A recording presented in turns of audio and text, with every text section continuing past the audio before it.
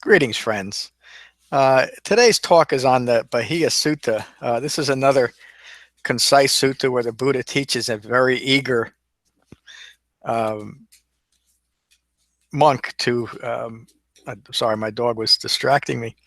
Uh, he teaches Bahiya in a very concise way. The Dhamma. Bahiya was very concerned about impermanence and his own demise. Um, and so I'll read from the article. The Bahiya Sutta tells the story of Bahiya. Bahiya was revered in his community as a person of great understanding. One day in seclusion, Bahiya entertained the idea of whether he was an arahant, an enlightened being, or was he lacking in some key understanding. In meditation, a female diva told him that he was not yet an arahant. In fact, his current practice did not have the qualities that could give rise to enlightenment. So, as in the Pali Canon uses metaphor often to describe mind states that we have developed, and in that time, they describe those mind states with the use of metaphor. So, in this case, the diva is just a metaphor for what was arising, the doubt that was arising in Bahiya's own mind. So Bahiya asked the diva, or insight arose within him, if there was one in the world who knew the way to enlightenment. So obviously, Bahiya was considering whether he was accurate in his own understanding, or was there someone that could teach him the Dhamma, teach him the truth of reality in the world. He was able to overcome his own self-referential views by accepting the fact that he possibly didn't know everything.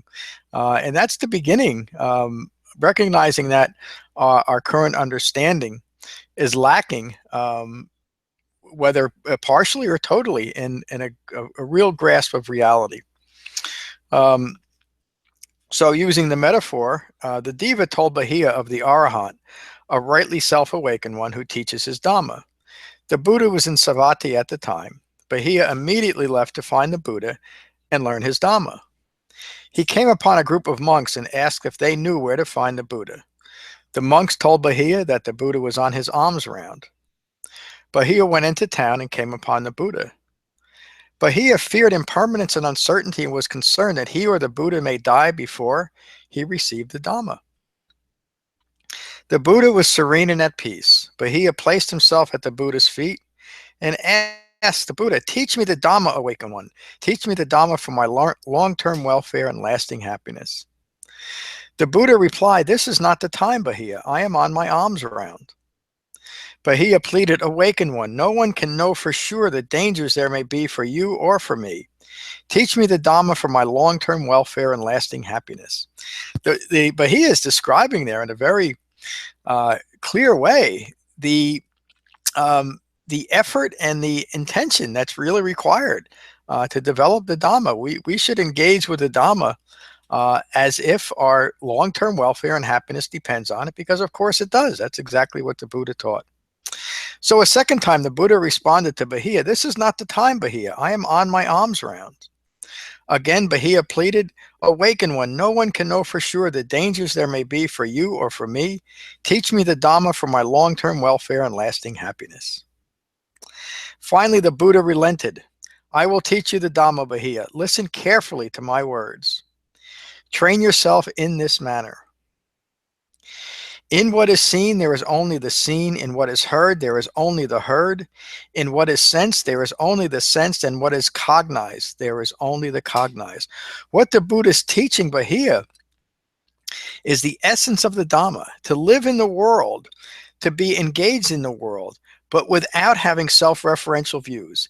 In other words, in what is seen, there is only what is seen. There's no attachment or discursive judgment about what's being seen, or no desire that what is being seen, what's occurring in our lives, be any different than it is.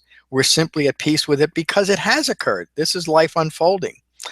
As an individual, when I start insisting that what I'm looking at be different or be embellished by my own conditioned views, I'm only continuing ignorance. The Buddha continues, excuse me. This is how you should train yourself. For you there is only what is seen, in what is heard there is only the heard, in what is sensed there is only the sensed, and in what is cognized only the cognized. Then Bahiya, there is no you in connection with what is seen, heard, sensed, or cognized. There is no you there. So again, the Buddha is teaching Bahiya very directly, very succinctly, to remove himself from the equation. In other words, to not live his life with any self-referential views at all. When the Buddha described an awakened human being, a fully mature human being, he described it very simply: released or unbound from clinging. And this directly relates to not necessarily clinging to objects or events, but clinging to self-referential views and ideas. So as life occurs, the basic practice, if we're finding an agitated mind state, is to remind ourselves there is no me here. In what I am seeing, there is only what is seen. There's no self-referential view. In what I'm hearing, there's only what is heard. In what I'm thinking, and this really gets to the heart of the matter, in what is I'm thinking are only thoughts, and there's no me involved in that thought. And that directly relates to what Kandana said when he awakened, when he heard the first teaching of the Buddha on the Four Noble Truths. And he said, all conditioned things that arise are subject to cessation. And the Buddha says, you are now Anakandana. You have gotten it. You have developed the Dhamma. In that very simple but direct and profound statement, Kandana was recognizing and acknowledging the fact that he understood that his thoughts were conditioned and they were all impermanent. And as the Buddha often referred to, they were like foam on the ocean. There is no you there. There's no reality there. Upon hearing the words of the Buddha, Bahiya's mind cleared. Clinging and grasping, greed and aversion ended, and all self-referential views were extinguished. Bahiya awakened. It is by being fully present with dispassionate mindfulness that we are able to truly see our attachments. So what that means, and this relates to the one of the applications that the Buddha taught that we use in meditation primarily, 4 foundations of mindfulness, and that is to be mindful of the breath in the body. That brings us into what's occurring right now and immediately interrupts conditioned thinking and ongoing ignorance. And then the Buddha taught to be mindful that feelings will arise and thoughts will arise, but to remain dispassionately mindful of feelings and thoughts, to not create any more I-making about that through a reactive mind. Now, of course, when that happens, which it will to most of us in the beginning meditation practice, it is simply to recognize that and return our mindfulness to the sensation of breathing. And that points to the 4th foundation of mindfulness, the present quality of our mind, and to understand that whatever quality of our mind that has arisen, it is also impermanent. And when we remove conceit from it, when we remove the need for anything to be different than it is, including the quality of our minds, come back to what's occurring, our minds will settle and the quality of our mind will remain at peace. So that 4th foundation of mindfulness, as we're developing the Buddhist teachings, is often recognized as an agitated mind state. But as we continue to deepen concentration, continue to apply mindfulness in its appropriate application, we will deepen our experience of a calm and peaceful mind, and ultimately we'll let go of all self-referential views, and we'll have what the Buddha described as an awakened human being, released or unbound from clinging, which means our minds will always be at peace and always at rest. So continuing with the article, in this brief teaching, the Buddha taught Bahiya to put aside all views of self arising from confused and deluded thoughts based on clinging and craving. To truly understand any problem, the problem must be observed clearly without discriminating thought and without a view of self attached to what is observed. This includes the immediate and mundane problems of the ever-changing physical world and the individual and immediate problem of the distraction of stress and unhappiness. In Dhamma practice, as dispassionate mindfulness develops, the distraction of the physical world and the distraction of our own individual stress and unhappiness is understood as the same distraction.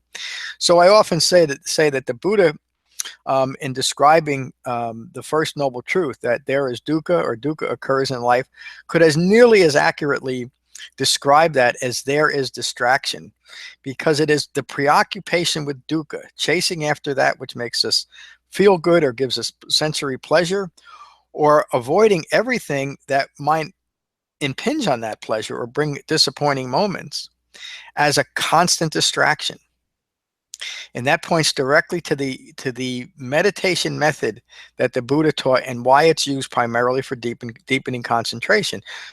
Of course, concentration is the opposite of a distracted mind. Um, and as we deepen our concentration, it also means that we are interrupting that that conditioned psychological response to always create a scenario for me in every thought, word, and deed that occurs. So as we deepen our concentration, as we develop the broader framework of the Eightfold Path, we're able to recognize this ongoing process of I-making. And through that ongoing process of recognition, we can then abandon all I-making. And that, again, that's the essence of the Buddhist teachings, to recognize and abandoning the ongoing process of creating a deluded moment by including a self-referential view of the self as a permanent self, which of course is a delusion. All things are impermanent. So that's the end of today's talk. I'll give another talk next Wednesday. I see that someone has joined. I wonder who it is. If you can enter into the chat window, I'd just like to see who you are. And if that's not possible, that's okay. Thank you for joining today. And I hope to see you next Wednesday. Peace.